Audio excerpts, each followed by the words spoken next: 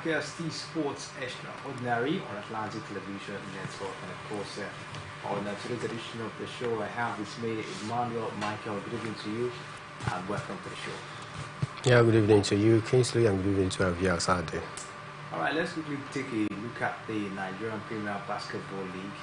No longer news that River Supers, of course, they emerged champions of the 2024 basketball league down here, and of course from what we've seen, they had a very having gone all through the season without losing a single game, and in fact they had one of the highest points margin in this year's basketball Premier League season. I think for me, like I said, I think it's a clear indication of the quality that Rivers Hoopers possess. And of course, when you have a commissioner of sport, someone who truly understands what it means to actually invest so much in basketball, because he had played basketball as well and also have given it the needed attention, it makes the job even more easier for the coaches as well, because enough fund was given to the coach to acquire some of the needed player in order to beef up their rank as well. So for me, I think this has contributed a lot in helping Rivers Hoopers to successfully defend the title that they won last season. And I think for me, it's a clear indication that indeed a lot is expected of Rivers Hoopers, even as they pick the ticket for the Basketball African League. Beyond winning this year's or this season Nigerian basketball tournament, I think the major thing that we should be talking about right now is about their preparation, about what they intend to achieve in the Basketball African League, having finished third in last edition, making it back to back again this time around. Have they been able to lay one or two lessons from their first edition?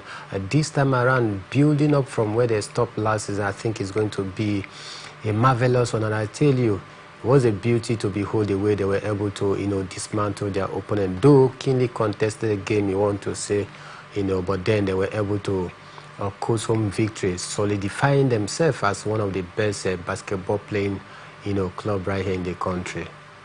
River Supers, of course, put up a very impressive performance in the just completed Nigerian Premier Basketball League down here in Nigeria. And of course, a lot, of course, to learn from this, taking a look at their performance down to the final, and as well for the next edition of the Basketball African League.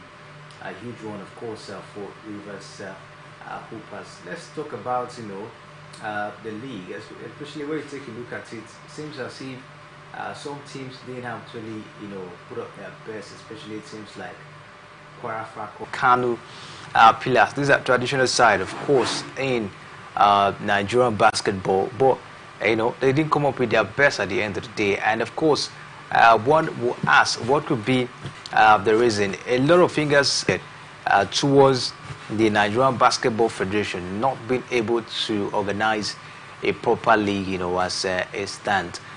What do you make of it? We've seen the league coming up once in a year and not really in a proper format, where of course the teams will have to play, will have to go around, probably play home and away, putting up the Savannah Conference and the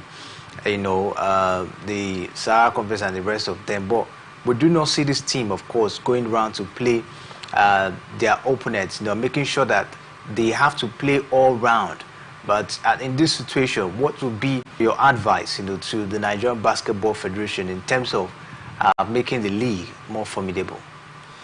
The advice is very simple. Look for a sponsor that is going to at least put in their money where they know that they can actually maximize profit. Because I think the reason why it looks as though they lack sponsor is about the way the Nigerian basketball in their affairs. It looks as though they are not serious for me. So you can't have a league such as the Nigerian Premier Basketball League, then no major sponsor coming your way. How then do you intend to organize a proper league? Well, you take a look at their male category, they are doing pretty well, because they have a standby, sponsor that make it huge, and even the money that they get to win, talking about the winner of each edition, is very massive. 10 million naira But in this year's edition of the Nigerian Premier Basketball, the male counterpart, even Rivers Hoopers that have won the championship, there is no specific amount of money that have been said that this is how much is going to, to Rivers Hoopers cost of them, winning this season championship. Why? Because they don't have sponsor. Why? Because the Nigerian Basketball League is not doing enough in order for us to organize a proper league. Because for me, I think this is not more like a organized league.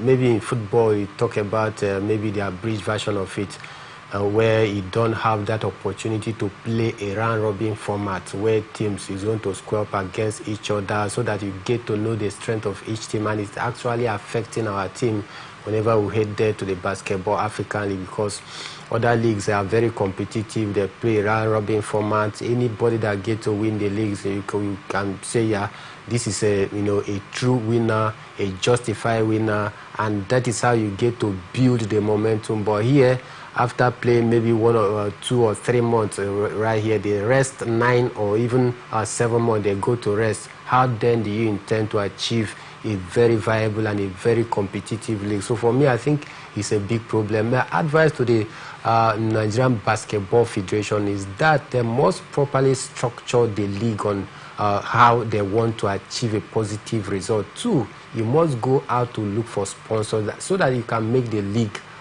very viable and very attractive. The league must be consistent. A calendar must be set. This is how it's going to be run. Not maybe you stay 6 months or 7 months, the rest 2 months or 3 months, you bring 16 teams together and say, okay, you split it to Savannah Conference and the Nile Conference, where the teams doesn't even have latitude of time to play among them. So I think for me, a lot needs to be done by the Nigerian Basketball league if we truly want to get to that hype where we'll be having a very viable league. And I think for me, start from the head, talking about the chairman of the Nigerian Basketball League right here. You need to do a lot, because for me, even in terms of publicity in this year's edition, there was little or no publicity. So for me, I think a lot of anomalies need to be corrected if we by the Nigerian Basketball League Federation. Let's see how this one, of course, of Pana Boys. That's what it is. Rivers Hoopers are now champions for the 2024 Nigerian Premier Basketball League, and of course, we look forward to see how far they'll be able to maintain the momentum down to the Basketball African League. Away from that, let's talk handball, as the Handball Federation of Nigeria has released a schedule of fixtures for the second phase of the upcoming Handball Premier League 2024 holding in Lagos. The second phase of the top-tier Premier League will hold from November 26 to December 8, 2024 at the NIS Indoor Sports Hall, Surulere, Lagos, the Royal Park Sports Center, Yaba, Lagos, following the conclusion of the first phase in Benin City, Edo State, earlier in the year. The tournament director of the Handball Premier League, Mr. Shina Saya, said the schedule of features was released way ahead of time to help teams to adequately prepare for the league. All eyes will be on league leaders in the male category, Toji Marine Academy, as they hope to continue their lead in the second phase against 7th place Correction Boys. Toji Marina leading the pack with 33 points, 4 points above second place Rima Strikers, who will begin their phase 2 campaign against the defenders. Niger United will help they can salvage the defense of the league in the second phase against Sunshine Kings, who are 10th on the log. Defending champion Safety Babes, who are unbeaten in over 2 years and lead the women's category league with 27 points, will begin their second phase campaign against 6th place Rivers Queens, while defenders Babes, who are second on the league log with 23 points, play 4th place Rima Queens. And the second phase in Lagos will see the winners so for the league in the men and women categories crown champions with Toji Marine Academy and Safety on top of Lagos with 33 and 27 points respectively. Away from that, let's move on as to bring the latest coming from boxing this evening, as Nigerian heavyweight boxer Efe Ajagba has emerged as potential challenger for Dana Dubois IBF World title following confirmation that Anthony Joshua's rematch with the champion could be off until 2026. The International Boxing Federation has granted Dubois the option of an optional title defense against any top 15 ranked boxer before April 22nd, with Ajagba currently ranked 8th and holding WC silver title emerging as the strong contender. Dubois promoter Frank Warren confirmed that the champion would defend his title in February after Joshua's camp indicated they would not be ready for an immediate rematch. The 27-year-old Dubois, who claimed the title with a stunning fifth-round knockout of Joshua at Wembley Stadium in September, boasts an impressive record of 21 knockouts in 22 victories, while Ajagba has recorded 14 knockouts in 20 fights with just 1 defeat. What do you make of it? The camp of Anthony Joshua are coming up to say that it's not ready for that rematch against Daniel Dubois, and if Ajagba is the one, that could possibly, of course, get into the ring against Daniel Dubois come February. What do you make of all of this happening, talking about the rematch against Dubois? Yeah, disappointment of Anthony Joshua, more like maybe a blessing, you will say, in disguise for our own Ajagba, because he's standing in a very poor position to be the mandatory challenger for the IBF belt, which is currently being held by Dubois. Is ranked 8th in the world as it is right now. I think Anthony Joshua camp for pulling out of the anticipated rematch between him and Daniel Dubois even further opens the door for Ajagba to stake a claim and go for the killer against Daniel Dubois. And I'm hoping that he's going to get that one to his favor. Let's see, going to put us on the world map, because it's been a long while. I think the last time any Nigeria was able to do Nigeria and Africa proud is Samuel Pitt, and it's it's been a very long while. So and of course Anthony Joshua is take out time, but then, like I said, his disappointment maybe more like a blessing in disguise for our own Ajagba. All right, let's see how it goes at this point in time. Joshua's promoter Eddie Hearn cited concerns over for his fighter, who has earned over $200 million in his career, including $75 million from fights in 2024 alone. The British Nigerian is still nursing injuries from the September bouts and is expected to return to action in the summer. Let's stay away from that as we bring you the latest coming from tennis. As retiring superstar Rafael Nadal says he would not be the perfect way to booking his career. As Spain beats the Netherlands, they will move into a semi-final against Germany or Canada on Friday, and the final will take place on Sunday. Rafael Nadal, one man, of course, who is struggling to leave the world of tennis, still struggling at this point in time, and he's saying that this might probably, of course, be the end.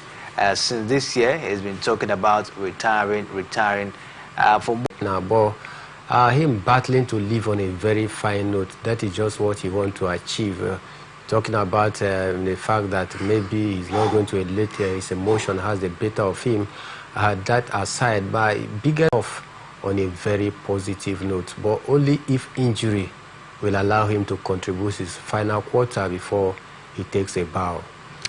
Let's see how it goes, of course, for the man Rafael Nadal. Look forward to see what how the Davis Cup, of course, will pan out for him if it's going to leave on a high. And as well, away from that, let's quickly move on as we bring you the latest coming from Formula One, as the Canadian Grand Prix will be held in late May rather than early June from 2026 as part of Formula One's attempt to reduce carbon emissions. The move allows the Montreal event to be run straight after the Miami Grand Prix, which have been sent back and forth across the Atlantic. Montreal would now be held on the 3rd or 4th weekend of May each year. A statement from Formula One. Now, since Miami made its debut in 2022, there have been a number of races in Europe.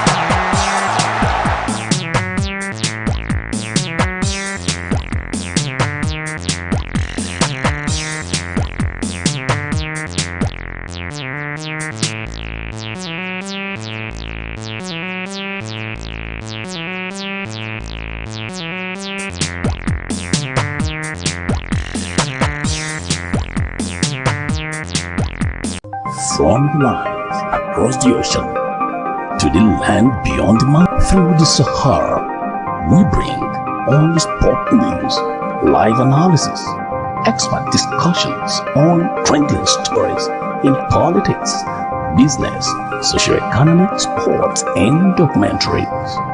So catch all the updates on the happenings around the globe. Stay focused on the